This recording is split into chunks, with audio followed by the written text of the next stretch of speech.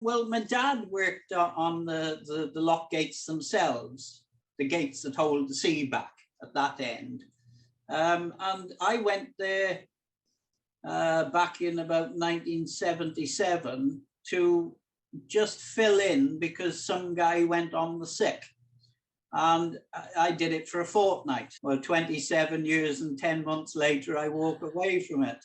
I absolutely loved the job, to be honest. It was a dream job for me. It was the people that made it. I mean, there were some great characters, really.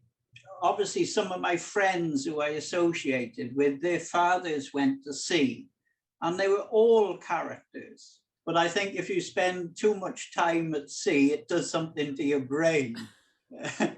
And these people were all just tremendous characters in all sorts of ways. Very, very funny men, you know. Um, it was a very male-dominated environment. Obviously, I never knew of any women that went to sea. So that was one side of it.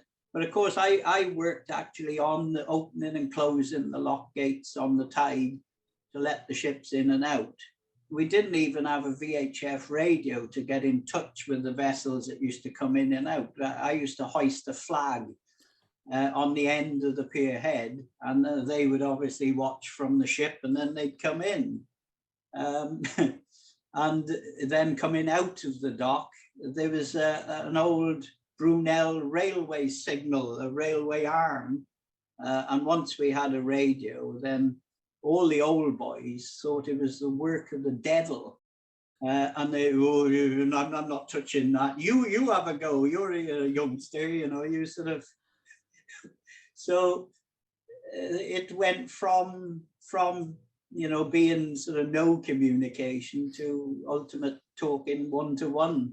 And these people and these trawlers, they were rough. You know, they didn't even bother painting them half the time. So they were going to sea, they were really rough, and it was an industry that you could see was dying on its feet. It was quite sad, really, but because you could see that if you had enough intelligence to see where this was going, there was no investment put back into it, very little. Every street had several pubs in it.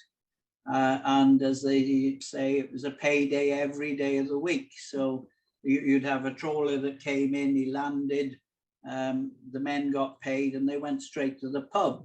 You know, and I've heard stories of wives bringing the dinner to the bar and plonking it down in front of the husband to, you know, come and collect the money, really. I mean, there were some tragic things as well, but some of them were funny as well. Yeah, but yeah, that was Milford in them days. I think it was a bit of a Wild West town. We used to get little trawlers from southern Brittany, and they used to come and fish in this area. Well, in the depths of winter, when you had these huge storms, they used to come into the dock for shelter. And you'd have 40 or 50 of them, and they were so colourful compared to our rusty hulks that we had here. It was quite amazing to see this sort of community of people, and they were so friendly. As you can see, that's the sort of style of fishing boat that used to come here. They were very, very friendly. They'd invite you aboard to eat some sort of concoction of whatever they'd been cooking. It always smelled strongly of garlic and, you know, beautiful. It's like mining, I think, you know, any hardship job, you have people who appreciate that. And it does give a sort of camaraderie. These people, I used to go down to St. Anne's Head in this stormy weather to see, you know, how many of them were coming up and take photos of them in some horrible weather when you could barely stand there. And these poor people were coming in these tiny little trawlers, and they disappear in the trough of the wave, and you'd think, my God, you know, they're very, very brave. So I have every appreciation for the hardship of the job that they did. Apparently, on those small trawlers, if you in France, if you were a burglar or some sort of bad criminal, they would send you to sea. You had an option of either going to prison or going to sea on these trawlers.